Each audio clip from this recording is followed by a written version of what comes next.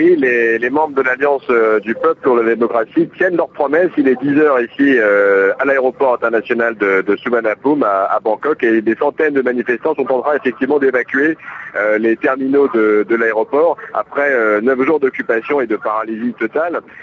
Donc on voit des hommes et des femmes qui continuent de monter pour autant sur une petite scène devant le terminal principal pour haranguer les manifestations. Il y a encore un concert à l'heure où je vous parle, comme il y en a eu toute la nuit. Il est vrai qu'il fait très festif ici. On célèbre indéniablement une victoire après que le gouvernement soit tombé hier, mais les gens quittent l'aéroport comme ils l'ont promis à partir de 10 heures. Il y a d'ailleurs un gros embouteillage vu l'accumulation de voitures toute la semaine. On voit aussi des gens qui partent à pied avec des chariots sur cette grande bretelle d'autoroute qui mène à l'aéroport qui s'étend devant moi. Et il y a des camions qui chargent des tonnes de vivres, de ce qui restait de vivres, ce qui donne bien une idée sur l'organisation bien huilée de ces manifestants, et surtout sur le fait qu'ils étaient parfaitement capables de rester très longtemps encore s'ils l'avaient voulu.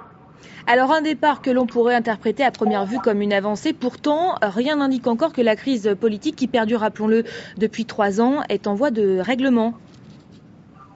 Non, certainement pas, et d'autant que c'est une Thaïlande qui sort extrêmement fragilisée de cette crise très grave. Je rappelle qu'il y a 350 à 400 000 touristes qui sont toujours bloqués. On ne sait pas dans combien de jours l'aéroport va pouvoir ouvrir. On parle peut-être d'une ouverture partielle demain à minuit, mais c'est très partiel. Il y a 50% d'annulation d'arrivées touristiques prévues et 1 million d'emplois qui sont directement menacés. Donc sur le plan politique aussi, évidemment, ce n'est pas terminé pour autant, car on rentre opportunément dans une période de trêve nationale qui est une trêve nationale obligatoire d'unité nationale, car c'est l'anniversaire du roi vendredi, et là tous les Thaïlandais doivent être unis derrière lui, mais ce n'est qu'une trêve de quelques jours, et les membres du gouvernement, comme les y autorise la Constitution, ceux qui n'ont pas été interdits de politique, ont déjà annoncé que le 8 décembre, ils allaient se réunir au Parlement pour élire un nouveau gouvernement et un Premier ministre, et les membres de l'Alliance pour le peuple pour la démocratie, les anti-gouvernementaux qui se trouvent devant moi, ont déjà annoncé que s'il y avait de nouveau un gouvernement du type de celui qui vient de tomber, ils reprendraient leur manifestation. Donc on est peut-être encore dans un cycle sans fin